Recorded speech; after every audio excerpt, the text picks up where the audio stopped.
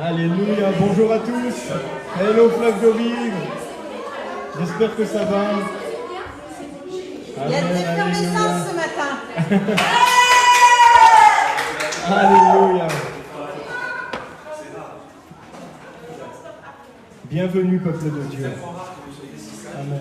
On est là, on va passer un bon moment entre nous avec notre Dieu qui est au milieu de nous, qui a préparé le chemin pour cette journée, pour ce matin, pour ces petits instants c'est bien, non?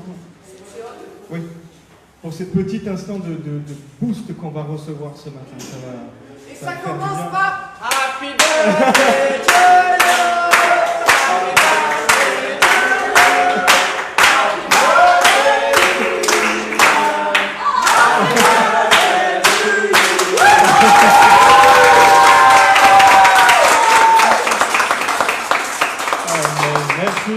Merci, ça fait chaud au cœur. Et ouais, le 4 septembre, mes parents, ils m'ont, voilà, je suis sorti le jour de la rentrée. En général, c'est toujours le 4 septembre. Donc, mon anniversaire, c'est toujours un peu bizarre. Il y avait toujours un mélange de joie, de tristesse. C'est comme ça, c'est un peu la vie en fait, des fois. Et la rentrée, c'est la joie quand même. Mais la rentrée, c'est la joie quand même. Oui, la rentrée, pardon. C'est des nouvelles choses, on rentre à l'école, pardon. C'est vrai que c'est cool. Alléluia, merci, c'est vraiment sympa, c'est vraiment gentil. Et si on priait pour commencer ce temps? Une prière de reconnaissance à notre Dieu, parce que tout est grâce. Tout est grâce. On vit par sa grâce. Si on a ce local, si on a des chaises pour nous asseoir, si on a des lumières pour nous éclairer, des micros pour mieux entendre, c'est par sa grâce. Merci Seigneur. C'est pas pour lui, c'est pour notre confort quelque part tout ça. Et il le prend en compte aussi. Et c'est des cadeaux qu'il nous donne. Alors on te rend gloire Seigneur. On te dit merci pour toutes ces choses que tu nous donnes. Tu prends soin de tout. Tu es un Dieu complet, un Dieu entier. Tu as pris soin de notre éternité, tu prends soin de notre présent. Des choses immenses, tu les as pris en charge. Et des choses toutes petites aussi, tu les as pris en charge. Tu es complet. Et ce matin, on veut vraiment être devant toi, un cœur sincère, un cœur ouvert, pour recevoir ton eau vive, pour recevoir ton onction, pour recevoir la parole que tu vas déposer dans nos cœurs. Je te prie de poser ta main sur cet instant de louange, que ton esprit parle, que ton esprit soit libre ce matin parmi nous. De poser ta main sur la parole qui va être annoncée, ta main sur les enfants qui vont être enseignés ce matin. Toute la gloire est à toi, notre Jésus.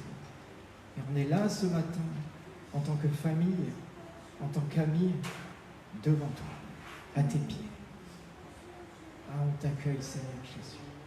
Et on veut commencer par ce chant qui dit « Hosanna ». On veut t'accueillir comme le roi que tu es, comme le Seigneur que tu es. Alléluia. Et Seigneur, on sait que tu nous as précédés dans ce lieu, mais malgré tout, on veut vraiment tourner nos cœurs vers toi et être conscient qu'on est dans ta présence. Que ce soit toi qui diriges ce moment, Saint-Esprit. On ne veut rien faire sans toi, Seigneur. Alléluia.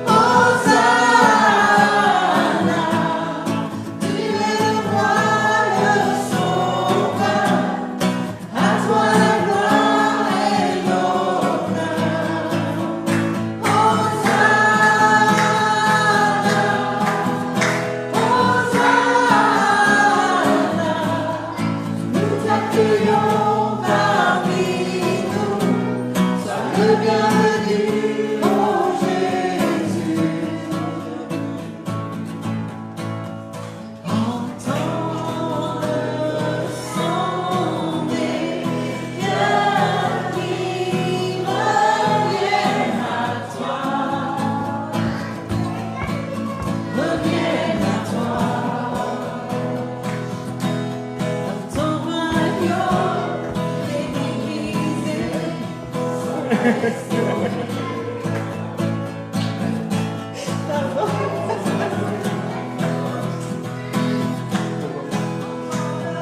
ton royaume, les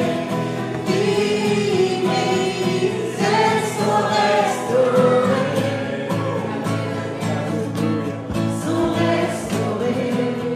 Alors j'ai été vraiment troublée, donc j'aimerais bien qu'on recommence parce que c'est vraiment, pesons les mots là, parce que je ne sais pas où on en est, chacun d'entre nous, les gens qui nous suivent en ligne. Mais aujourd'hui, il y a des cœurs qui peuvent revenir à Jésus. C'est-à-dire que même si on s'est éloigné, quel que soit ce qui nous a éloignés, quel que soit pourquoi on s'est éloigné, aujourd'hui, Seigneur, entends les cœurs qui reviennent à toi. Entends le son des cœurs qui reviennent à toi. Reviennent à toi. Dans ton royaume, les misères sont restaurées. On va proclamer cette phrase encore une fois. Sont restaurées. On refait cette phrase. Proclamons-le à l'ennemi de nos âmes. Dans ton royaume, les misères sont restaurées. Le royaume, on peut le vivre ici et aujourd'hui. Sont restaurés. En te voyant, nous retrouvons la force de vie. Nous sommes dans ta présence. Quand nous sommes dans ta présence, nos craintes fuient. Elles s'enfuient. Hosanna, Hosanna, tu es le roi, le sauveur, à toi la gloire et l'honneur. Hosanna,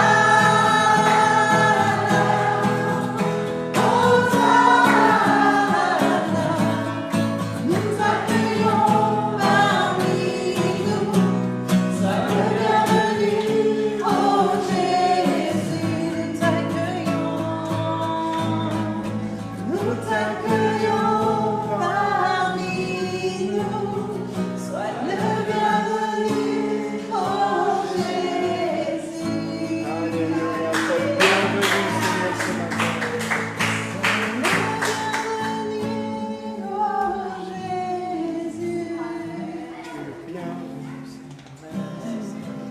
Seigneur, je vais partager ce sentiment de joie, que nos cœurs continuent à être transformés pour un but ultime, c'est être encore plus près de toi encore, plus grand près de toi, mieux te comprendre et de laisser toutes les choses du monde qui nous habitent. Merci Seigneur de donner la force de continuer à avancer vers toi et à avoir cet espoir fort que avec toi tout est possible, avec toi nos cœurs peuvent vraiment devenir parfaits en Christ Seigneur. C'est cette joie que je voulais partager avec vous ce matin. Les cœurs brisés sont restaurés, mais les cœurs sont encore en train d'être transformés, Seigneur. Merci. Merci pour ce que tu fais pour chacun d'entre nous. Même des fois, on ne s'en rend pas compte, mais que tu travailles toujours pour nous conduire vers toi. Et j'en suis ému, Seigneur, parce que c'est tellement fort ce que tu fais dans notre vie. Je te remercie pour ça, Papa. Pour ce que tu fais dans chacun d'entre nous, dans le cœur de nos enfants, tu fais grandir, dans le cœur de nous qui sommes des fois des vieux briscards, mais tu continues à travailler, Seigneur. Je te remercie pour cet espoir que tu mets en nous, pour cette grandeur que tu vas mettre en nous, qui va bénir d'autres personnes, Seigneur. Je te remercie pour ça. Merci pour la force que tu mets en nous, dans cette rentrée, parce qu'on en a besoin. Merci pour aussi cet espoir que tu mets dans cette église, pour ce qui va se passer, pour le changement qui continue à se faire. Une église qui vit, c'est une église qui change, c'est pas une église qui stagne. Merci, Papa, pour ce que tu fais en ce moment, ce que tu continues à faire. Et merci pour cette voix qu'on va te porter vers toi. Parce qu'elle est tellement belle, cette voix. Elle vient de nos cœurs, elle vient de nos voix magnifiques. Merci. Voilà. Merci, Papa. Merci Saint-Esprit pour ta présence. Vous la sentez, la joie du Saint-Esprit? Vous la sentez, la présence du Saint-Esprit qui fait qu'on n'arrive pas à se contenir, on rigole et on pleure en même temps. Merci Seigneur pour ta présence. Nous t'accueillons, Seigneur. Seigneur, nous t'accueillons. Seigneur, nous t'accueillons. Ô roi et Dieu d'amour, tu es bienvenu.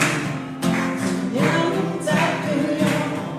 Seigneur, nous t'accueillons. Ô roi et Dieu d'amour, tu es bienvenu. Que notre cœur t'adore et toute âme s'éveille.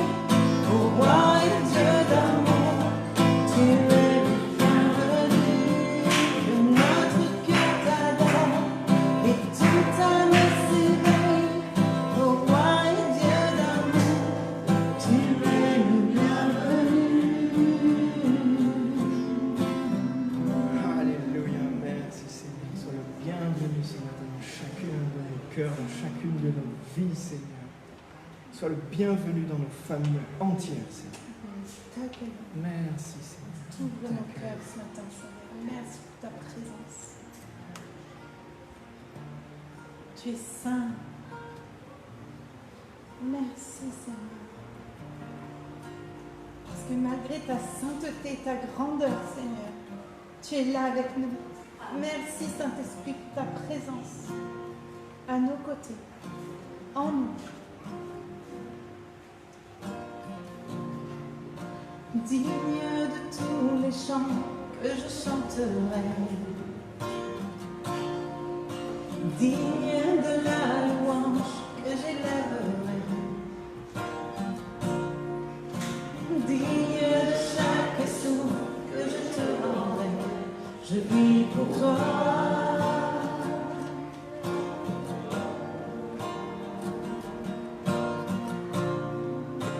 Jésus, le nom au-dessus de tous les noms. Jésus, tu es le seul m'offrant le pardon. Digne de chaque souffle que je te rendrai, je vis pour toi. Oh, je vis pour toi. Très saint, qui est semblable à toi, qui est comparable. Ouvre mes yeux à ta beauté. Déverse ton cœur en moi, révèle ton amour et rends-moi passionné de ce que tu es. Tu es digne.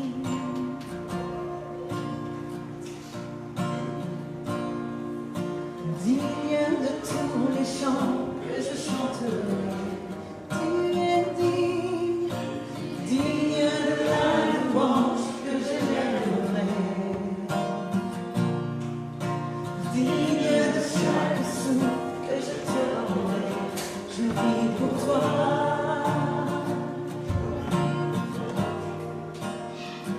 Oh Jésus, Jésus, le nom au-dessus de tous les noms. Jésus, tu es le seul m'offrant le pardon. Oui, tu es digne, digne de chaque souffle que je te rendrai. Je vis pour toi. Oh, je vis pour toi. Très saint, qui est semblable à toi, qui est comparable. Ouvre mes yeux à ta beauté. Déverse ton cœur en moi, révèle ton amour et rends-moi passionné de ce que tu es. Très saint, qui est semblable à toi, qui est comparable. Ouvre mes yeux à ta beauté. Déverse ton cœur en moi, révèle ton amour et rends-moi passionné de ce que tu es. Je bâtirai ma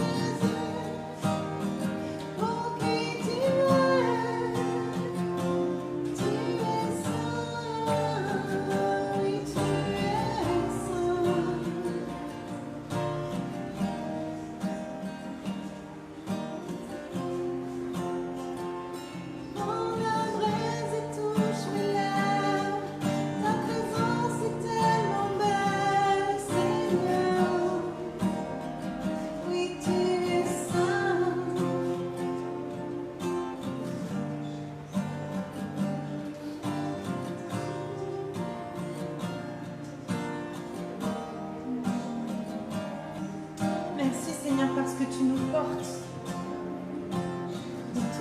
de toute ta grandeur, de toute ta sainteté, Seigneur, tu descends avec nous.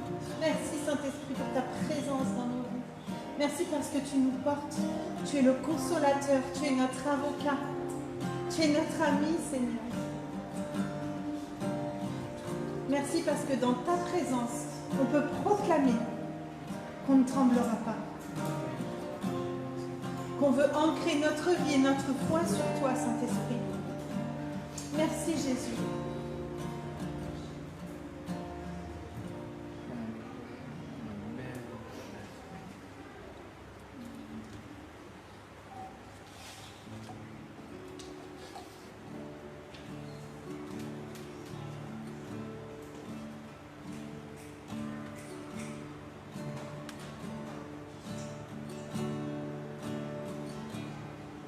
Dans ta présence, Seigneur, je m'attends à toi.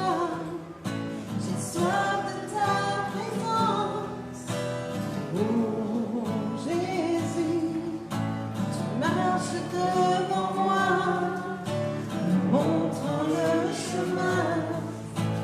Prends-moi par la main et conduis-moi vers toi. Dans ta présence, Seigneur, je m'attends à toi. J'ai soif de ta présence. Oh Jésus, tu marches devant moi, me montrant le chemin. Prends-moi par la main et conduis-moi vers toi. Esprit Saint, descends sur nous comme une pluie bienfaisante. J'ouvre mon cœur à ton amour et sans hâte, je te reçois. Esprit Saint, descends sur nous comme une pluie bienfaisante. J'ouvre mon cœur à ton amour et sans hâte, je te reçois, et sans crainte, je te reçois, et sans crainte, je te reçois.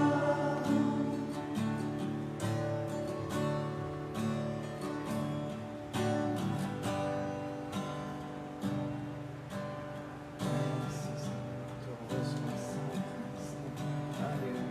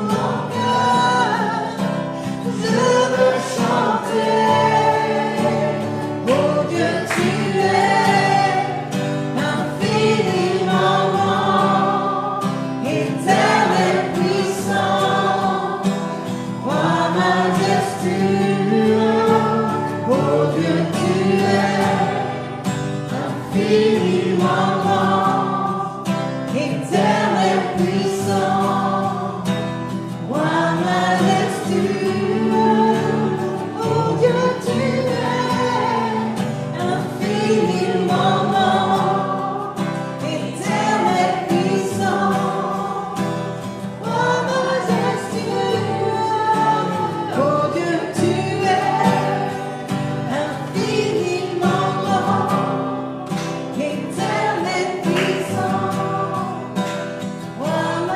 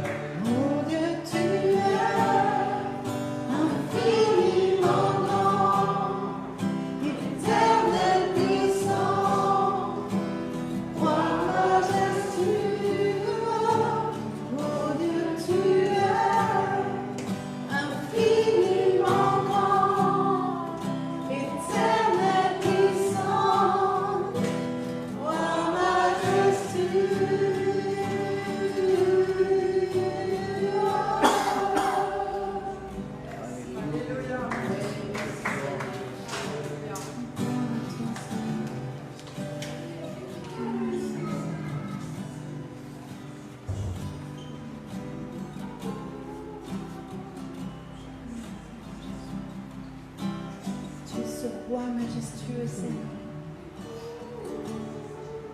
Tu es ce grand maître devant qui nous voulons plier le genou. Nous voulons être tes doulos. Mais tu es tellement bon et tellement aimant que c'est un plaisir de t'obéir, Seigneur. Nous voulons te suivre avec une bonne crainte, Seigneur. Et rentrer dans l'amour que tu as pour nous. S'envelopper dans cet amour, Seigneur. Parce que tu es saint et 3 fois saint. Et que nous ne méritons rien. Seigneur, je veux vraiment fléchir le genou, Seigneur. Et te demander pardon, Seigneur.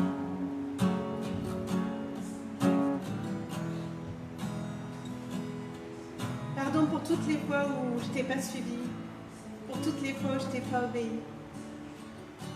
Tu es tellement bon, tellement grand, Seigneur. Tu es allé au bout. Tu as tout accompli, Seigneur. Oui, Jésus. On veut élever ton nom ce matin. On veut élever nos mains pour toi, Seigneur.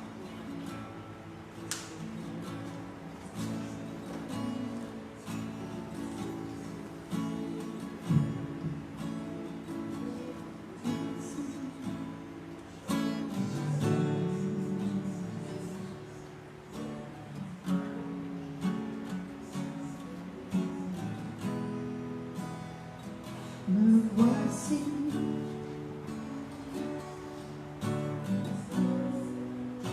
Je m'abandonne.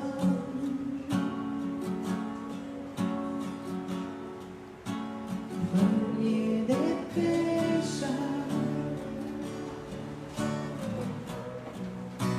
et dernier des hommes, né de la poussière.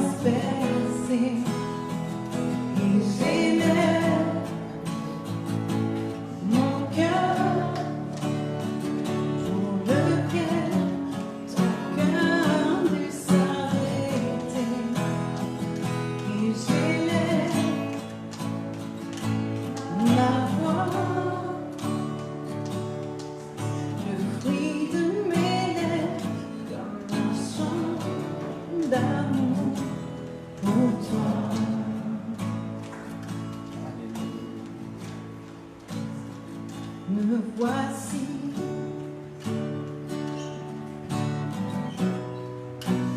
Ma vie commence. Moi qui méritais la mort pour sentence.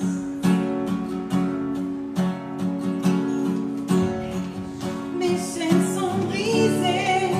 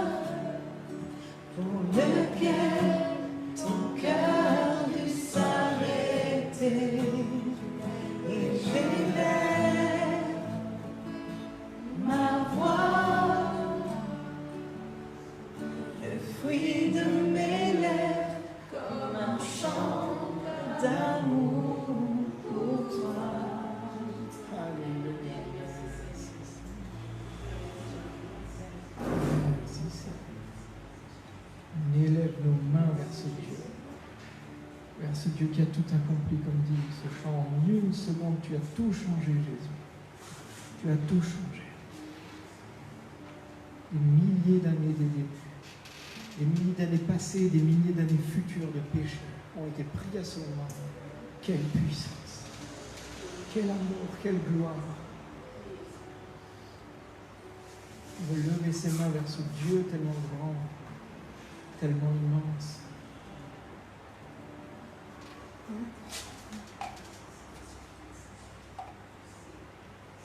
Alléluia. Et on veut se décharger aussi ce matin des choses qui peuvent nous accrocher. On appelle ça le péché, on appelle ça une mauvaise action, un manquement, on appelle ça comme tu veux. Quelque chose qui ne plaît pas à Dieu. Quelque chose qui doit se détacher de toi. Un enfant de Dieu n'a rien à voir avec le péché. N'a rien à faire en compagnie de choses mauvaises. Alors, ce matin, comme une invitation, la repentance est un cadeau que nous a offert Jésus. De pouvoir se changer de chemin, de pouvoir changer de direction, de non, moi je ne veux pas être comme ça. Je ne veux pas continuer dans cette voie. Ce matin, Seigneur Jésus, on veut te suivre. Mais quand on veut suivre Jésus, le péché ne doit pas suivre lui aussi. Il doit s'arrêter, être détruit. Et pour ça, il faut que tu le déposes. Dis pardon, Seigneur. Pardonne-moi, Seigneur. La parole de Dieu a dit, si nous confessons nos péchés, il est fidèle et juste pour nous les pardonner. Et pas seulement pardonner, nous laver. Tu es pardonné, tu es lavé, si seulement tu confesses. Oh, repens-toi devant ton Dieu ce matin. C'est une occasion d'être purifié, une occasion d'être sanctifié, d'être nettoyé du fond. Alléluia. On vient devant cette rivière, on vient déposer nos péchés. Pardonne-moi, Seigneur, purifie-moi, Seigneur. Viens, Seigneur, me rencontrer, on a tant besoin de toi. Alléluia, alléluia.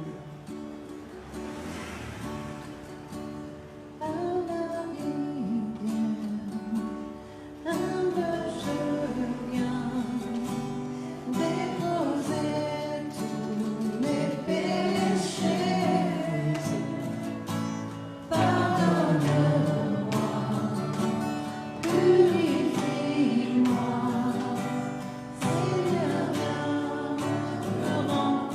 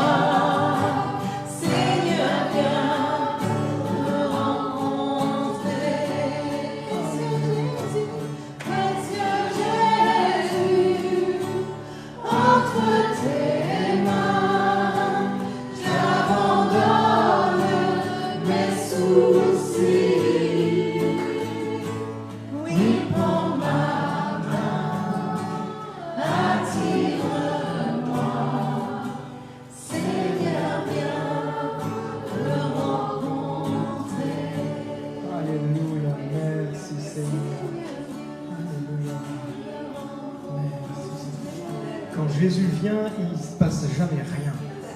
Quand Jésus vient, il y a des choses qui se passent. Il y a là qu'on voit la gloire quand Jésus vient. Il y a un petit truc dans ce refrain, dans ce couplet à lequel je ne suis pas d'accord. J'abandonne mes soucis, ce n'est pas les miens.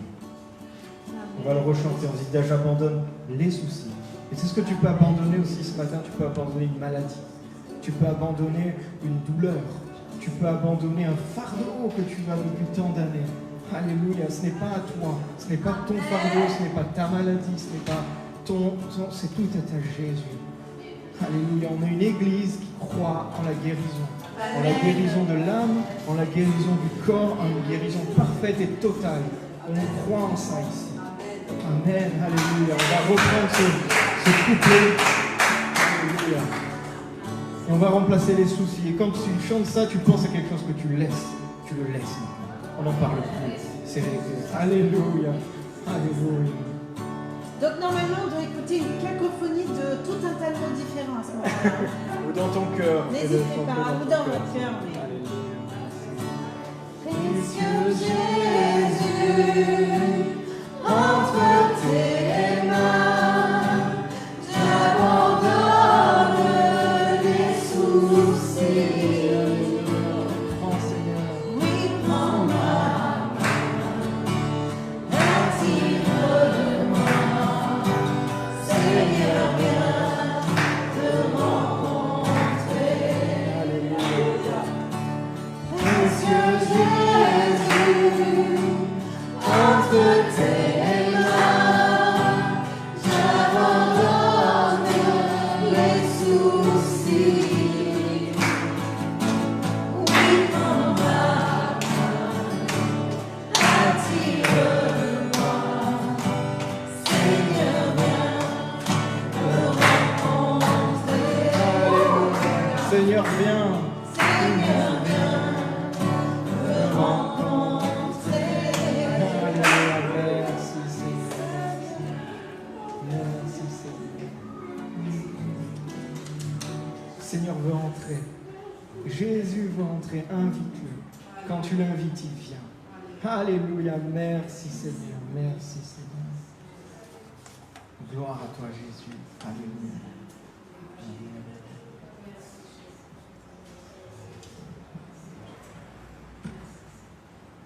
Amen. Dieu est grand, les amis. Dieu est grand. Dieu est tellement grand. Dieu est tellement bon. Merci pour ça. Merci pour tous ces chants. Merci, Annelise. Merci d'avoir écouté. Parce que finalement, on n'est que des canaux. Amen. Quand on voit les trucs...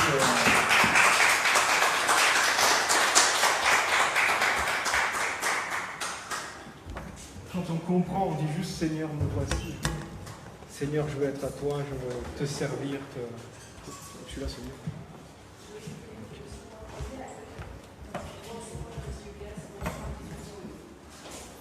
Alléluia.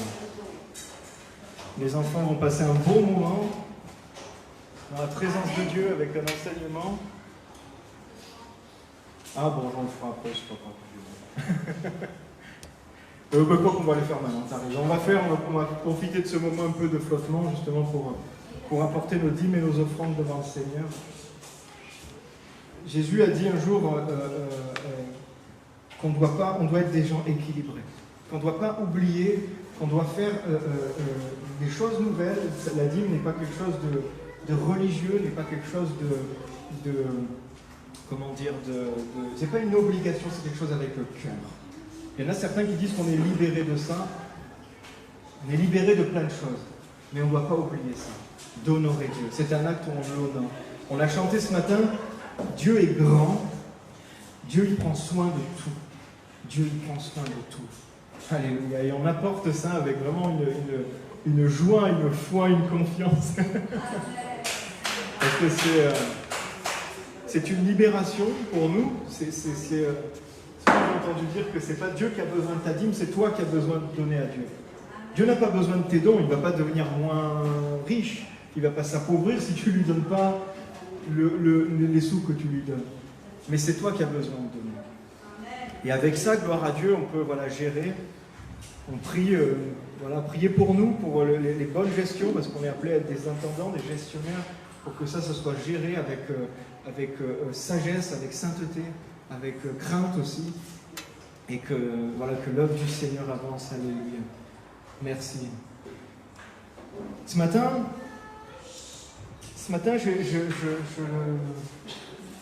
déjà hier soir, je priais, je me dis ce matin, j'arrive dans ce lieu, j'arrive ici, je veux m'attendre à Dieu. Je veux m'attendre à Dieu. Je veux compter sur Dieu. Je veux que Dieu me parle au fond du cœur. Je veux recevoir une parole de vie, une parole puissante. Je veux recevoir quelque chose de Dieu ce matin. Est-ce qu'on peut tous ensemble dire je m'attends à Dieu ce matin? Je m'attends à Dieu ce matin.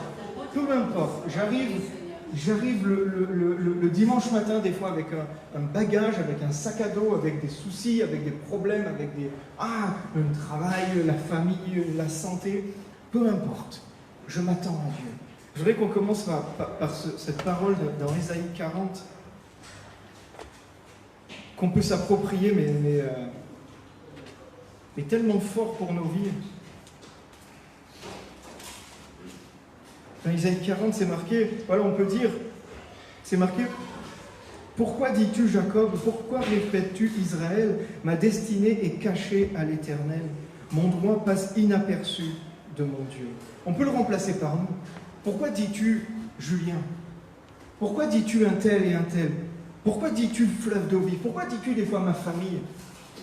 Ah Dieu, je passe après, je suis un peu délaissé, ma destinée est cachée, je passe inaperçu, mon droit passe inaperçu. On peut le dire. Des fois, on ne va pas dire ça à haute voix, mais on va le penser dans le cœur. Seigneur, tu m'as oublié. Seigneur, tu n'as pas pensé à moi là. Je vis une injustice, je vis quelque chose qui est mauvais, je suis pas bien, Seigneur. N'as-tu pas pensé à moi là? La parole dit, ne l'as-tu pas reconnu, ne l'as-tu pas entendu? C'est le Dieu d'éternité, l'Éternel, qui a créé les extrémités de la terre. Il ne se fatigue ni ne se lasse. Son intelligence est insondable. Il donne de la force à celui qui est fatigué. Et il augmente la vigueur de celui qui est à bout de ressources. Amen, alléluia.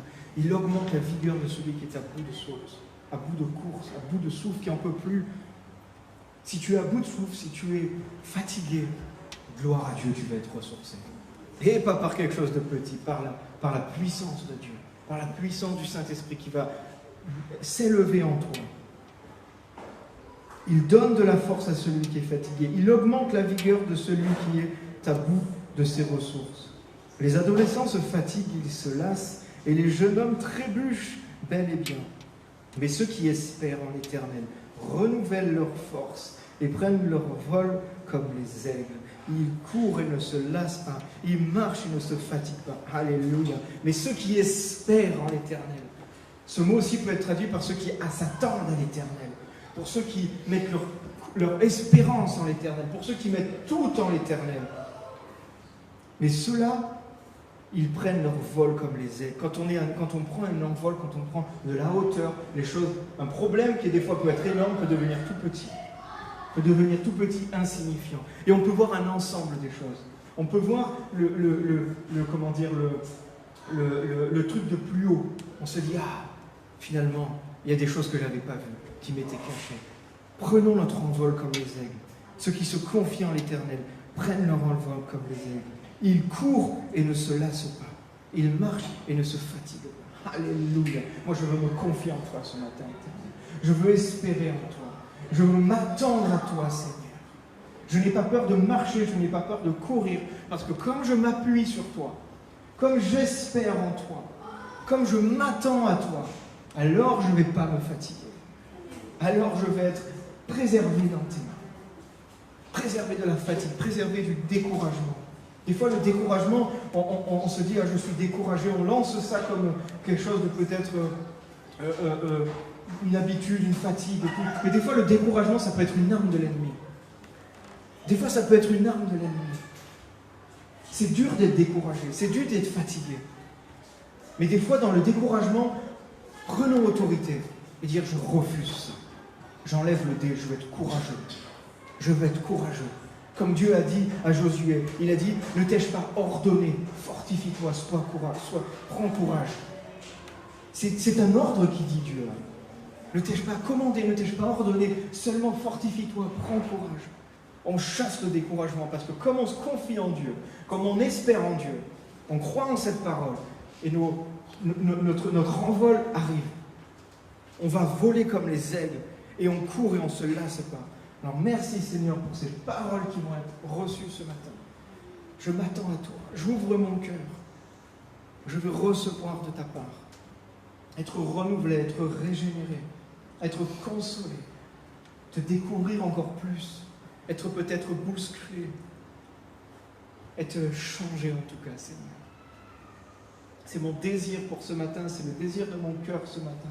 Je ne veux pas y venir ici par habitude, par tradition. Alléluia. Je veux venir ici devant toi avec mes frères et sœurs pour plus te connaître, pour avoir une relation un peu différente, pour partager cette communion ensemble et te découvrir et m'attendre à ta parole qui est là, qui est présente. Alléluia. Gloire à Dieu. Gloire à Dieu.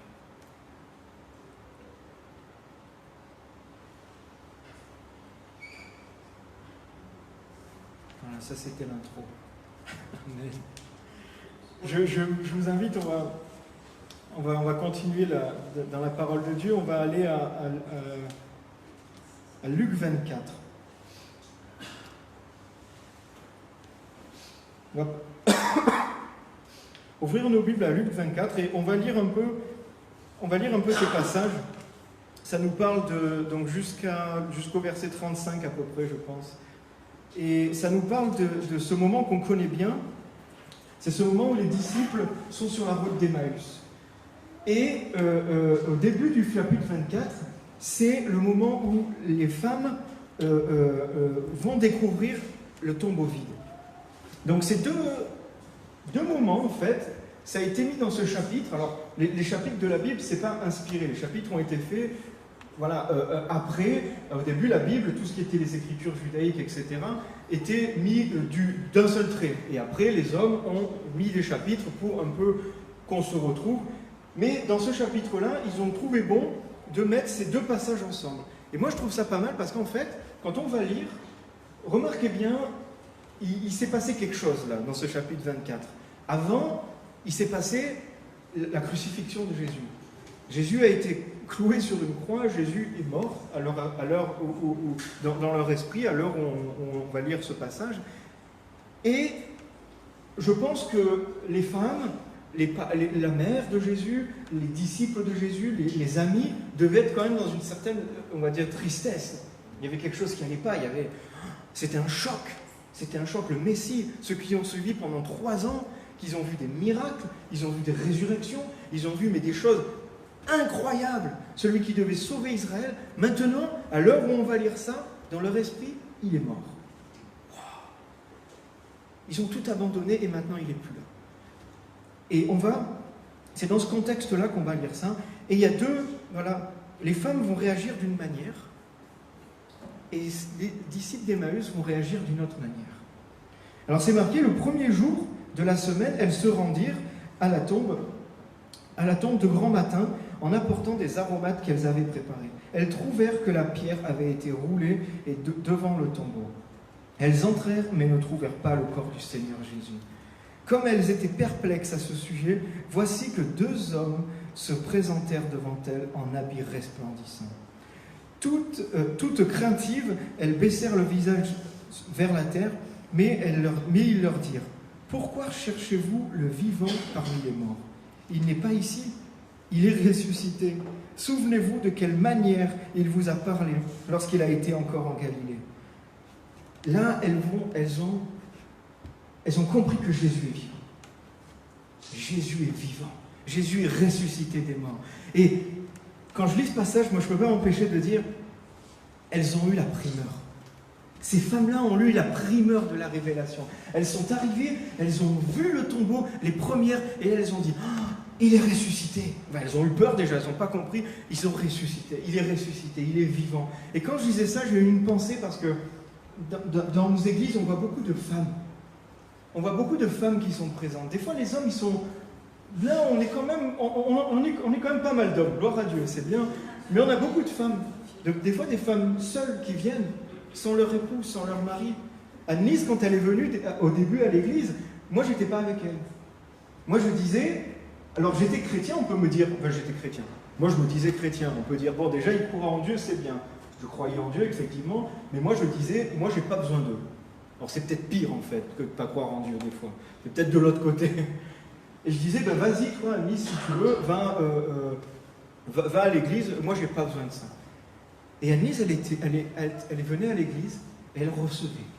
Elle recevait. Révélation sur révélation. Je la voyais changer. Je la voyais comprendre des choses que moi, avec des années, je n'avais pas encore compris. Et au bout d'un moment, j'ai fini par y aller. J'ai fini par y aller. Pourquoi ces femmes ont eu la primeur de la révélation? Parce qu'elles aimaient profondément. Elles ont voulu honorer.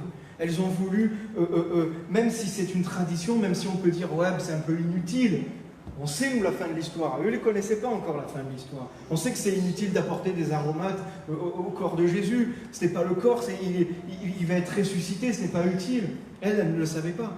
Elles sont allées avec leur cœur. On a mis Jésus en tombeau. Elles ont commencé à préparer des aromates. Elles ont respecté, si on lit un peu avant, c'est marqué qu'elles ont respecté le sabbat.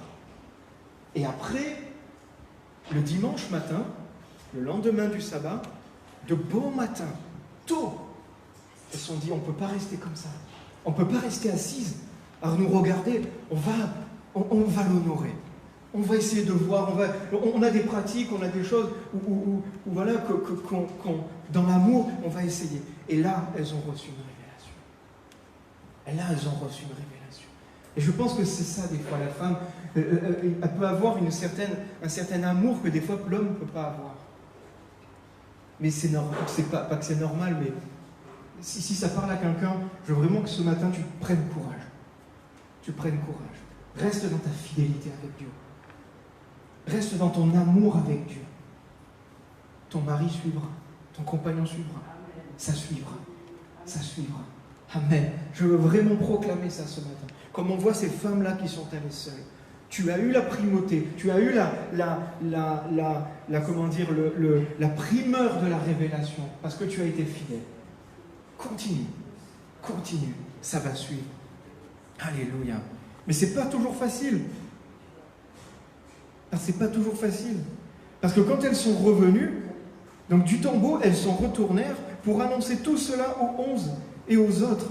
Donc c'était Marie-Madeleine, Jeanne, Marie, mère de Jacques, et les autres avec elles dirent aux apôtres. Mais ces paroles, donc les apôtres, quand ils ont reçu ces paroles, leur apparurent comme une niaiserie et ils ne crurent pas ces femmes. Ça t'est déjà arrivé à quelqu'un, ça? On arrive, on dit, hé, j'ai trouvé une révélation là, j'ai trouvé quelque chose là, j'ai trouvé un trésor là. Et on te dit, ouais, bon, écoute, hein, c'est des niaiseries, on va pas croire. On ne va pas croire à ces paroles. Mais Pierre, notre Pierre, moi je l'aime bien Pierre. Pierre se leva et courut au tombeau. Et en se baissant, il vit les bandelettes qui étaient à terre. Puis il s'en alla chez lui, dans l'étonnement de ce qui était arrivé. Il y en a quand même un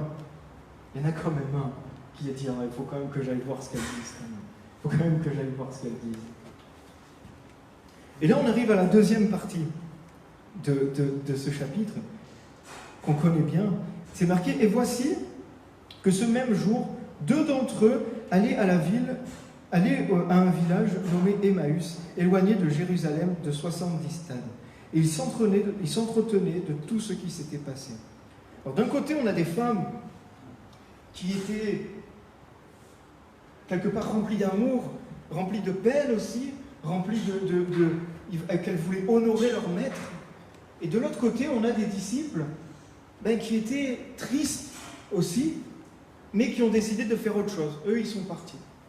Eux, ils se sont dit, bon, allez, on va partir. Et sur le chemin, ils s'entretenaient de toutes ces choses. Mais en même temps, ils partaient. Ils s'en allaient. Et quand je méditais ce passage, je me suis dit, il n'y en a pas qu'un, il y en a 2. Et je me suis dit, on va toujours trouver, on a cette capacité-là, à toujours trouver quelqu'un qui va nous accompagner à Emmaüs. On va toujours trouver quelqu'un qui va penser la même chose que nous dans le mauvais sens du terme et qui va, avec lui, main dans la main, bras dessus, bras dessous, on va s'éloigner en s'entretenant, quelque part en entretenant une tristesse, en ruminant une peine, en ruminant des blessures, etc.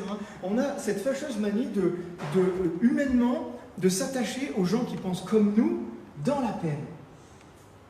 Vous me suivez? C'est un peu particulier. C'est-à-dire qu'il y a quelque chose. Toi, tu vas être blessé dans ton cœur, par exemple. Ouais, le pasteur, un jour, il m'a dit ça et machin. Et tu ne vas pas trouver quelqu'un qui va dire, mais non, on va prier ensemble. Non, tu vas trouver quelqu'un qui va dire, ah oui, moi aussi. Et là, ensemble, eh ben, tu vas monter et tu vas te faire une espèce de raisonnement. Et on va toujours trouver quelqu'un à côté de nous qui va dire, allez, moi je te suis, allez, on y va tous les deux. On y va tous les deux. Quand on est dans la peine, quand on est dans une tristesse, on doit prendre garde aux gens autour de nous qui nous confortent là-dedans et qui nous maintiennent là-dedans. Oh, on a parlé des paroles avant les vacances. Oh le pauvre, oh la pauvre, oh ma pauvre, oh mon pauvre, etc. Et nous, on est comme attirés par des aimants par cette personne-là qui nous maintiennent comme ça, comme ça. Et on va vers Emmaüs, comme ça. On s'en va. Prenons garde à nous entourer de personnes qui nous aident à relever la tête, qui nous aident à dire on va prier ensemble. J'ai pas des réponses à ta douleur, j'ai pas des réponses, mais Dieu, on va aller ensemble au trône de Dieu. On va aller ensemble demander à Dieu. On va porter ensemble. On ne demande pas quand tu demandes la prière à quelqu'un, ne demande pas quelqu'un qui va prier pour toi. Demande quelqu'un qui prie avec toi. Parce que prier pour toi, ça veut dire que toi, tiens, prie pour moi, s'il te plaît, moi je continue ma route. Non. Viens prier avec moi. Moi, je prie déjà pour ma situation. Moi, je prie pour mon problème. Je prie pour ma tristesse. Je prie pour ça. Et ce que je veux, c'est quelqu'un qui prie avec moi. Avec moi. Prenons garde à ça. Et prenons garde de ne pas être ces gens-là aussi. Qui influencent mal, qui confortent les gens dans une colère, qui confortent les gens dans une tristesse. Parce qu'on peut être cet accompagnateur aussi.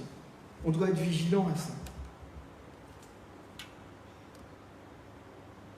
Alors pendant qu'ils marchaient, ils étaient sur cette route d'Emmaüs, et ils s'entretenaient, ils discutaient. Et pendant qu'ils s'entretenaient et discutaient, Jésus s'approcha et fit la route avec eux. Mais leurs yeux étaient empêchés de le reconnaître. Vous en rendez compte ça un peu? Jésus s'approcha. Il fit la route avec eux. Et ils étaient là, la tête par terre. Enfin, j'imagine, je ne sais pas, mais bon, quand tu es triste, quand tu as vécu ce qu'ils ont vécu, c'est là comme ça, tu marches, tu traînes un peu des savates. Là, il y a Jésus qui arrive derrière. Il s'approche là, il marche avec eux. Et il leur dit, quels sont les propos que vous échangez en marchant? Et ils s'arrêtent l'air attristés. Jésus leur pose cette question. Ils le savaient très bien, c'est Jésus. Et en plus, là, c'est Jésus qui commence à être... il connaît toutes ces choses. Quels sont ses propos? Jésus, des fois, quand il nous pose une question, qu'il connaît la réponse, c'est pour que nous, on verbalise les choses. Pour que ça sorte. Pour que ça sorte de notre cœur. Et qu'on dit, voilà, je lâche cette parole, je libère cette parole, je sors cette parole de moi. Je ne veux plus la garder à l'intérieur, qu'elle pourrit et qu'elle continue, je la sors. Jésus, des fois, il veut juste nous faire sortir de ça, sortir ces paroles. L'un d'eux, nommé Cléopas, lui répondit, « Est-ce que tu es seul qui séjourne à Jérusalem et qui ne sache pas ce qui s'est produit ces jours-ci » J'adore, c'est surréaliste comme discours. Si quand on connaît l'histoire, quand on voit ça de haut, ben c'est génial. Non mais t'es le seul. Je ne sais pas qui parle. Bon, c'est comme ça. Non, je pense pas qu'il... Je pense qu'il sait très bien ce qui s'est passé. Il était aux premières loges, il a vécu ça de près, Jésus, à ce moment-là. Et Jésus lui dit, quoi? Voilà, il a de l'humour quand même. Hein. On a quand même un Dieu qui a un certain sens de l'humour et qui a un certain... comment dire... C'est un peu rigolo quand même. Il lui dit, quoi? Qu'est-ce qui s'est passé? Quoi leur dit-il? Et ils lui répondirent ce qui s'est produit au sujet de Jésus de Nazareth, qui était un prophète puissant en œuvre et en parole devant Dieu et devant le peuple, et comment nos principaux sacrificateurs et nos chefs l'ont livré pour être condamné à mort et l'ont crucifié. On voit qu'il y a, voilà, on est triste parce que c'est nos dirigeants, ils l'ont tué, ils l'ont crucifié. Voilà, on est triste. Des fois, quand on est triste, quand on est mal, on trouve des raisons à tout, et souvent, c'est les autres. Souvent, c'est, voilà, nous, on avait un prophète, on avait quelque chose de bien, et eux, ils l'ont tué, eux, ils l'ont lâché. Alors, c'est pour ça que je suis triste. C'est pour ça. Alors, ils disent, après, quand même, il est vrai que quelques femmes d'entre nous nous ont fort étonnés. Elles se sont rendues de bon matin au tombeau, et, n'ayant pas trouvé son corps, elles sont venues le dire. Elles sont venues dire que des anges leur sont apparus, et leurs anges sont apparus et ont déclaré qu'il est vivant. Quelques-uns de ceux qui étaient avec nous sont allés au tombeau et ils ont trouvé les choses tout comme les femmes leur avaient dit, mais lui, ils ne l'ont pas vu. Ils étaient au courant de ce qui s'était passé. Ils sont partis après que les femmes sont arrivées et qu'ils ont dit « Il est vivant, il est là on a vu des anges qui parlaient. » Ils étaient encore dans ça ne devait pas les étonner pourtant. Ils étaient encore dans le move du surnaturel quand même. Jésus n'était pas parti depuis si longtemps que ça. Et quand il est parti, il y a eu un tremblement de terre, le rideau s'est déchiré, il y a eu des choses. Ils étaient quand même encore dans ce... Mais c'est pas suffisant, les anges et tout, machin. Donc il n'y en a qu'un qui est allé, c'est Pierre. Et eux, ils ont dit, toi tu vas visiter le tombeau, moi je vais à Emmaüs. Voilà. Alors je ne sais pas ce qui les attirait vraiment dans cette ville, on ne sait pas. C'est peut-être pas intéressant, mais... Et ils n'ont pas cru. Ils ont détourné le regard, ils sont partis. Alors Jésus leur dit, hommes sans intelligence, et dont le cœur est long à croire, tout ce qu'ont dit les prophètes. Le Christ ne devait-il pas souffrir de la sorte et entrer dans sa gloire? Jésus, il y va... Là, il y va fort, des fois. Là, il y va homme sans intelligence. Comme presque, on peut presque, je ne sais pas, mais peut-être une petite note d'agacement, peut-être, une petite note de homme sans intelligence. Des fois, on est long à croire. Des fois, on est long à comprendre. On est long à comprendre ce que les prophètes ont dit, ce que même Jésus nous a enseigné. Et commençant par Moïse et par tous les prophètes, il leur expliqua dans toutes les Écritures ce qui le concernait. Lorsqu'ils furent près du village où ils allèrent, il parut vouloir aller plus loin. Là, c'est merveilleux ce passage, parce qu'on voit des disciples en état de choc, on voit des disciples en état de tristesse, on voit des disciples qui ont une certaine incrédulité quelque part. On leur a dit qu'il y avait quelque chose qui se passait, eux ils décident d'aller ailleurs. Là, Jésus les rejoint, marche avec eux et leur explique, et leur parle, tout doucement, petit à petit. Comprenez les choses. Moi, Jésus, je veux que vous compreniez les choses. Ne restez pas dans l'ignorance. Et là, il leur explique tout sur le passage. Et c'est un peu le thème central du message que j'avais sur le cœur ce matin, c'est que Jésus est proche. Jésus est proche. Peu importe où tu es, peu importe où tu vas, peu importe où tu décides d'aller, il est là, il est avec toi, il est à côté, il veut t'enseigner. Il ne veut pas que tu restes un homme sans intelligence. Il ne veut pas que tu restes sans intelligence. Il vient à côté de toi. Il vient pour te marcher à côté de toi, pour vivre à côté de toi. Parce qu'il ne veut pas que tu restes sans intelligence. Il veut que les yeux s'ouvrent. Et il était là, il a expliqué. Il a décortiqué. Et après, c'est marqué, il parut vouloir aller plus loin. Jésus veut toujours aller plus loin. Jésus veut toujours aller plus loin. C'est dangereux quand on est un chrétien et qu'on dit, c'est bon. Là, je sais plein de choses, je suis bien calé, la théologie c'est carré, j'ai vécu ci, j'ai vécu ça, c'est bon. Là, c'est dangereux. Là, c'est dangereux. Parce que Jésus veut aller plus loin. Et Jésus veut aller plus loin. Mais il veut aller plus loin avec toi. Il ne veut pas aller plus loin tout seul. Ça ne l'intéresse pas, lui. Il est déjà allé plus loin. Il sait ce qu'il y a plus loin. Et il connaît la route, il connaît le chemin, il connaît tout.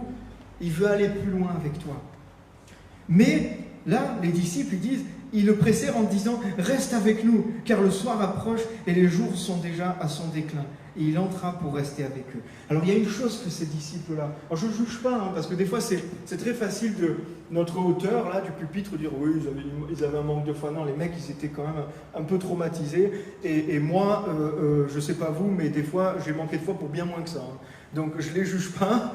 Mais là, ils ont fait une bonne décision, malgré toutes leurs petites erreurs qu'ils ont fait. Ils ont pris une bonne décision, c'est qu'ils ont demandé à Jésus de rester. Ils ont demandé à Jésus de rester. Et c'est presque prophétique ce qu'ils ont dit, c'est profond. Ils ont dit, reste avec nous, car le jour est sur son déclin. C'est marqué où? Le soir se rapproche, la nuit se rapproche, la nuit tombe. Ouais, reste avec nous Jésus. Reste avec nous Jésus. Reste avec nous Jésus. Jésus veut aller plus loin, mais pour aller plus loin, il n'a pas peur de s'arrêter un petit peu avec toi. Et de dire, allez, on va s'asseoir à la table, je reste avec vous. Effectivement, le jour approche, le jour est sur son déclin. On a besoin de Jésus plus que jamais. Le monde a besoin de Jésus plus que jamais. A besoin de sa lumière, a besoin de qui il est, a besoin de repentance, a besoin de tout ce que Jésus peut apporter. Et là, il se met à table avec eux. Il s'assoit avec eux. Ils l'ont invité. Ce matin aussi, dans nos cœurs, souvent, invitons Jésus. Seigneur, vraiment, je t'invite. Seigneur, je t'invite. Pendant qu'ils étaient à table avec eux, il prit le pain, dit la bénédiction, puis il le rompit et leur donna. Alors leurs yeux s'ouvrirent et ils le reconnurent, mais il disparut aussitôt devant eux. Ils dirent l'un à l'autre, notre cœur ne brûlait-il pas au-dedans de nous lorsque nous parlions en chemin et que nous expliquions les Écritures? Là, ils ont vu, c'était Jésus. Alléluia, c'était Jésus qui était là depuis le début, avec nous, qui nous parlait. Des fois dans nos vies, on est là, on marche et tout, et on se dit, ouais, machin et tout, et on voit pas ce qui se passe autour de nous. On ne voit pas ce qui se passe autour de nous, l'accident qu'on aurait pu avoir, le malheur qui aurait pu nous arriver là, la pourvoyance qu'on a eue à ce moment-là dans notre travail, financièrement. C'était Jésus. C'est Jésus qui est là. Il est caché à nos yeux, il est comme un voile. Ils l'ont vu quand Jésus a repris sa place. Il s'est mis au bout de la table, comme le Père. Il a prononcé la bénédiction, comme le Père. Et là, il a rompu le pain, comme il a fait avec eux. Ce pain qui symbolise son corps. Ce pain qui symbolise ce don qu'il a fait. Cette grâce ouverte. Parce que c'est par ça qu'on peut le reconnaître aussi, Jésus. Et c'est par ça qu'on peut marcher avec lui maintenant. C'est par ce sacrifice, on en a parlé la semaine dernière, c'est par ce don à la croix aussi que la grâce a pu être ouverte. La loi nous a été donnée. La loi nous a été donnée, c'est marqué dans la parole de Dieu, nous a été donnée par Moïse. Alors, moi je peux donner quelque chose à Olivier que j'ai fabriqué et je lui dis tiens, donne-le à Nathalie. Ce qu'a Nathalie vient de moi. C'est moi qui l'ai fabriqué, mais j'ai utilisé Olivier pour le donner à Nathalie. Dieu a donné la loi comme ça. Mais la grâce est venue. Amen. La grâce est venue en une personne, en Jésus-Christ. Et ça, c'est 10 fois plus puissant que tout ce qui peut être sur la terre. La grâce a été incarnée par Jésus. Alors quand ce pain a été rompu, cette grâce a été ouverte, ses yeux se sont ouverts. Et là, waouh, c'est lui, c'est Jésus. C'est Jésus. Alléluia. Et je vous avoue que quand je lisais avant ces paroles, au début de ce passage, c'est marqué « leurs yeux étaient empêchés de le voir ». Et au début, moi je disais, alors, pourquoi leurs yeux étaient empêchés de le voir? C'est la tristesse qui empêche aux gens d'ouvrir les yeux? Oui, peut-être. Et en fait, je ne voulais pas croire que c'était Jésus qui avait, quelque part, empêché les disciples de le reconnaître. Je ne voulais pas croire ça. Je dis, c'est un peu bizarre, en fait. C'est un peu bizarre. Parce qu'on peut dire, on peut vraiment, comprendre que c'est Jésus qui a, quelque part, voilé un peu leurs yeux, parce qu'il dit, il leur ouvrir les yeux. Et ouvrir les yeux, c'est lui qui a fait, tiens, je vais t'ouvrir les yeux maintenant. Il aurait pu le faire avant. Pourquoi il le fait maintenant? Il le fait maintenant parce que Jésus, il veut guérir ton cœur en profondeur. Si dès qu'ils sont sortis de Jérusalem, ils voient Jésus, oh, et tu retournes, tu rentres à Jérusalem et tu dis ok, il n'y a pas de souci et tout. Mais tu rentres à Jérusalem avec ta tristesse, avec tes soucis, avec tes peines, avec tout. Jésus a dit non, je vais marcher un peu incognito à côté d'eux, pour voir un peu leur cœur, pour voir un peu comment ils se comportent un peu. Je vais marcher, tiens, ils sont dans l'église, ils sont beaux, ils sont sages, ils louent, ils prient, machin et tout. Mais je vais marcher avec Jésus, je vais marcher avec toi un peu incognito, je vais m'asseoir sur le siège passager de ta voiture, voir comment tu conduis un peu. Et comment tu te comportes avec les autres un peu. Et après, quand c'était le moment venu, les yeux se sont ouverts, ils ont reconnu Jésus, ils ont vu, et là, leur cœur a changé. Leur cœur a changé. Prenons conscience, mes amis, que Jésus est là avec nous en permanence. En permanence. Tu l'as invité dans ta vie, tu lui as ouvert les portes, il est là. Il est là. Des fois, on vit tellement comme des chrétiens qui ont Jésus encore crucifié. Il n'est plus crucifié, il est ressuscité. Vivons comme des chrétiens qui comprenons, qui intégrons tellement le fait que Jésus est ressuscité, Jésus marche avec nous, Jésus est avec nous dans toutes nos galères, dans toutes nos joies, dans tout ce qui se passe dans notre vie. Il est là et marche avec nous. Il marche avec nous. Un jour, Anne-Lise m'a dit, mais parce que c'est un peu le sud peut-être, je ne sais pas, mais j'ai tendance des fois, je maîtrise et puis ça va mieux maintenant, mais des fois à dire des gros mots. Voilà, un gros mot qui part comme ça, ou des fois ça peut être des expressions en permanence. Et un jour, Anne-Lise m'a dit, mais quand tu pries, est-ce que tu parles comme ça? Ah non, on ne va pas dire un gros mot à Dieu quand même. Hein. Elle dit, mais il est à côté de toi. Hein. Quand tu parles comme ça, il t'entend pareil. Hein. C'est pas parce que tu te mets en prière qu'il va te... Et ça m'a... Jamais, t'as raison. T'as raison. Il est là en permanence. Il est là en permanence. Il est là en permanence. On doit avoir ce mélange d'amour, de respect, de crainte aussi, de dire le Seigneur des Seigneurs est avec moi en permanence. Ce Saint-Esprit habite en moi, il marche avec moi en permanence. Veillons, je dois veiller à mon comportement, je dois veiller à c'est pas une peur, mais c'est un respect aussi. Et c'est rassurant aussi. Et ça fait du bien aussi. Alléluia. Il vient des fois marcher avec nous, il vient dans des choses qui sont tellement petites. Des choses, il est là dans des choses tellement petites. Nous, on l'attend, on le voit des fois dans des choses tellement grandes, mais il est là dans des choses tellement petites. Pendant les vacances, avec les enfants, on est allé visiter des musées, et on a visité le musée de Toulouse, le Muséum d'histoire naturelle de Toulouse. On nous montre la planète et tout. On rentre sur le plafond, il y avait un squelette de baleine. De baleine, on le tire quand même. On se dit, bah punaise, devant un machin comme ça, des animaux énormes. Et moi, ça me disait, avec les petits, on dit, gloire à Dieu. Tu t'imagines que ça, c'est Dieu qui a créé tout ça. Cette majesté, cette grandeur, etc. Et après, on est allé, quelques jours plus tard, à un musée des insectes. Et là, on a vu des choses, mais des trucs, mais il faut une loupe pour les voir. Et il nous expliquait tout le mode de vie de ces insectes, tout le mode chacun a son mode de vie, chacun a sa façon de se bouger, de s'alimenter. Dieu a créé ça aussi. Dieu a créé ça aussi. A mis des couleurs, mais tellement fantastiques, on ne le voit pas à l'œil nu, on les marche dessus, des fois, oh pardon. Et il a créé, il a imaginé ça, des couleurs, des choses tellement extraordinaires. Dieu a créé ça aussi. Quand j'étais dans ce musée, je louais Dieu, je disais, Seigneur, tu as créé les baleines, les punaises, les petits trucs, le plus grand et le plus petit. Tu prends soin de tout. Les moustiques aussi, ouais, bah c'est des fois, bon, c'est des mystères, je vais lui demander pourquoi il a créé les moustiques. Ça, il y a des mystères. Mais Dieu prend soin de toute ta vie.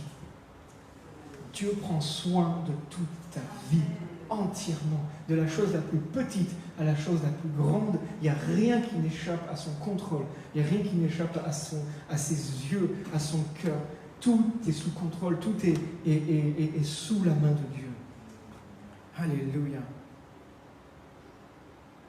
Alléluia.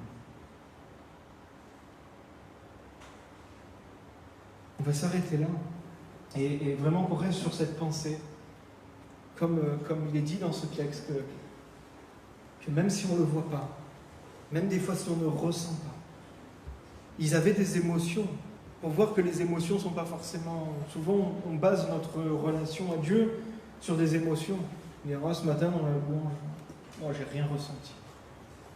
Et des fois, on dit j'ai rien ressenti, ça veut dire que ouais, peut-être le chantre, ben, il n'est pas trop d'onction ce matin. Ou peut-être que...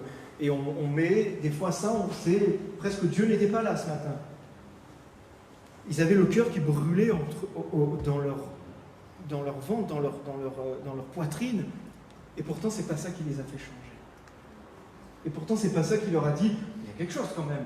Donc ne nous fions pas à nos émotions. Parce que d'un côté ou de l'autre, elles peuvent nous tromper. Jésus est là avec nous. Jésus veut nous parler à chaque moment. Il veut nous donner une révélation personnelle. Ce qui ressort aussi dans ces deux images, c'est qu'on a besoin d'une révélation personnelle.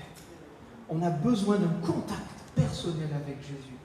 On ne peut pas vivre sur la révélation d'un autre. Les femmes, elles sont arrivées, elles ont vu le tombeau vide, elles ont vu les anges, elles ont eu une révélation. Et après, quand elles ont communiqué, les autres, ils n'ont pas cru. Ils n'avaient pas eu leur révélation. Et après, les disciples, là, ils ont eu leur révélation. Et là, ils ont cru, ils sont retournés en courant. Ils ont dit, oh, nous aussi, on l'a vu, il est vivant. Ah! Des fois, on va vivre sur la révélation de quelqu'un d'autre, mais on ne va pas... Il n'y a pas de substance, là. C'est bien, ça nous encourage, ça nous guide. Mais on doit être ouvert à recevoir, nous, nos propres révélations de nos cœurs. On doit ouvrir notre cœur. Seigneur, je veux recevoir une révélation pour moi. Je veux recevoir ça pour moi. Parce que ce qui nous fait vivre, quand la parole de Dieu a dit, ce n'est pas de pain seulement, mais de toute parole qui sort de la bouche de Dieu. Toute parole, c'est Réma. On a besoin de Réma. C'est le Réma de Dieu sur ta vie qui va te faire marcher. C'est le Réma de Dieu, cette parole vivante, cette parole qui est du pain à manger qui va te faire vivre. Des fois, on lit la Bible comme ça et on dit « Ah, c'est bon, j'ai eu mon pain. » Non. Je suis désolé. C'est pas ça le pain. Si quand tu lis ta parole, la parole, après il n'en reste rien et que... Non. Oui, c'est bon, lis la parole de Dieu. On doit s'entretenir, c'est un entretien. Mais le réma qui va te faire vivre, la parole qui va te faire vivre, c'est la parole qui va rentrer dans ton cœur et que tu vas mâcher, décortiquer et qui va rester jusqu'à ta mort, elle va rester cette parole, réma. C'est ça qui nous nourrit, c'est ça qui nous fait vivre. On a besoin de révélation. Seigneur, je te prie ce matin pour qu'il y ait une onction fraîche qui descende, qu'il y ait des paroles réma qui descendent, Seigneur, qu'il y ait des révélations nouvelles, Seigneur. On veut vivre par révélation, Seigneur. On ne veut pas vivre par émotion, on ne veut pas vivre charnellement, on ne veut pas vivre selon notre propre jugement, intelligence. On veut vivre et agir par ta révélation divine. C'est toi qui ouvres les yeux, Seigneur. Ouvre encore nos yeux sur des choses obscures, sur des choses qu'on ne voit pas, qu'on ne comprend pas, Seigneur. Oui, je veux accepter ce reproche même que tu as fait aux disciples. Je veux me dire, je suis sans intelligence devant toi, Seigneur. Je suis sans intelligence devant toi, Seigneur. Mais grâce à toi, tu vas ouvrir les yeux. J'ai besoin de toi, Jésus, ce matin. J'ai besoin de toi dans ma vie pour que tu m'ouvres les yeux et pour que je puisse vivre des révélations encore plus puissantes. Merci, Seigneur, pour cet amour que tu as envers nous. Pour le fait que tu sois descendu du ciel pour toi, pour moi, pour chacun d'entre nous. Merci d'avoir incarné cette grâce, de nous l'avoir donnée en main propre, Seigneur. C'est tellement précieux. Que mon cœur, que nos cœurs grandissent dans cette révélation, dans cette conscience de ta proximité. Tu n'es pas un Dieu lointain, tu es un Dieu tellement présent. Et comme une clé qu'on peut chercher et qui finalement elle est dans notre poche, des fois c'est comme ça. Tu es tellement proche de nous qu'on ne le voit même pas. Tu es tellement proche de nous qu'on ne le voit même pas. On cherche nos lunettes alors qu'elles sont sur notre nez. Peuple de Dieu. Ne cherche pas Jésus à droite et à gauche, il est là à côté de toi. Il est dans ton cœur. Invite-le juste à rentrer. Invite-le à prendre le contrôle. Merci Seigneur. Merci Seigneur.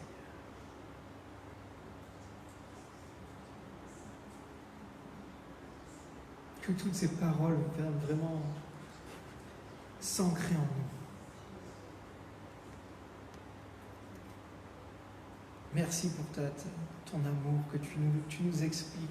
Tu viens nous parler, tu viens nous enseigner avec tant de patience, avec tant de bienveillance. Ce matin, je prie pour que des cœurs soient vraiment déchargés, des cœurs de tristesse, des cœurs de soucis, des cœurs avec des pierres qui sont comme là pour alourdir, soient déchargés. Jésus marche avec toi. Et le pain a été rompu pour toi. La grâce est disponible pour toi. On ne veut pas seulement comprendre la grâce. On ne veut pas seulement savoir ce qu'est la grâce. On veut l'expérimenter et la vivre, Seigneur Jésus.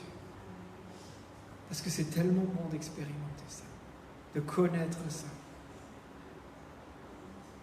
Je prie pour chacun d'entre nous, pour cette semaine qui arrive. Que nos yeux puissent te voir. Que nos yeux puissent te voir partout. Des fois, on dit, il y en a des gens qui voient le mal partout. Laissons-leur ça. Laissons-leur ça. Nous, on veut voir Jésus partout. Parce que tu es partout. Tu es présent partout. Merci, Seigneur. Merci, Seigneur, que tu vas nous parler cette semaine. Que tu vas modifier notre route cette semaine. Et merci parce que tu as un plan. Parce que les disciples d'Emmaüs, ceux qui voulaient aller à Emmaüs, Jésus avait un plan pour eux. Et le Saint-Esprit allait descendre à Jérusalem. C'est pour ça qu'il voulait qu'il soit à Jérusalem. Des fois, on ne comprend pas pourquoi on est détourné. Aie confiance en Dieu. Aie confiance en Dieu. Alléluia. Alléluia. Amen, amen. Que Dieu vous bénisse puissamment. Et il va parler cette semaine. Je proclame ça. Il va parler, des paroles réma vont descendre. On va être encore plus en communion avec lui. Alléluia. Merci Seigneur. Merci pour ta parole. Amen.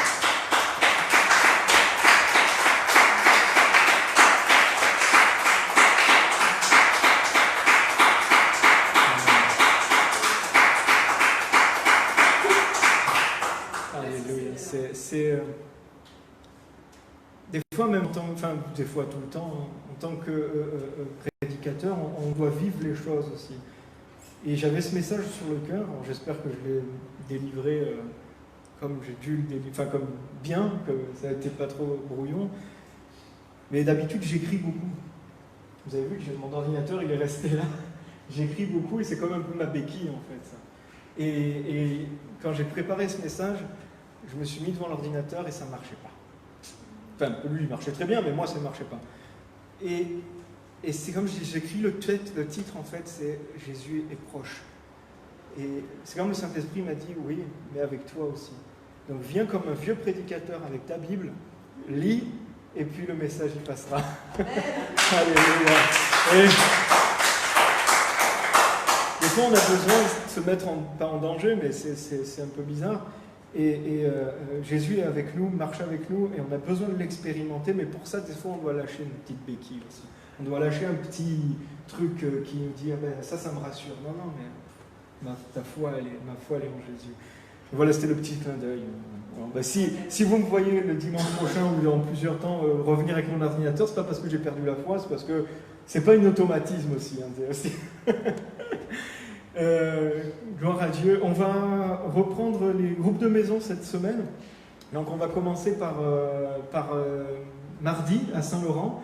Du coup, on va voir après pour Nice-Nord, parce que comme il fait très chaud encore, voilà, ça risque de ne pas être trop agréable d'être à Nice-Nord, parce qu'il n'y a pas trop d'air, c'est un peu étouffant. Donc on verra, on se laisse la liberté, s'il fait beau, ou s'il fait un peu plus frais qu'on voit cette semaine. Bon.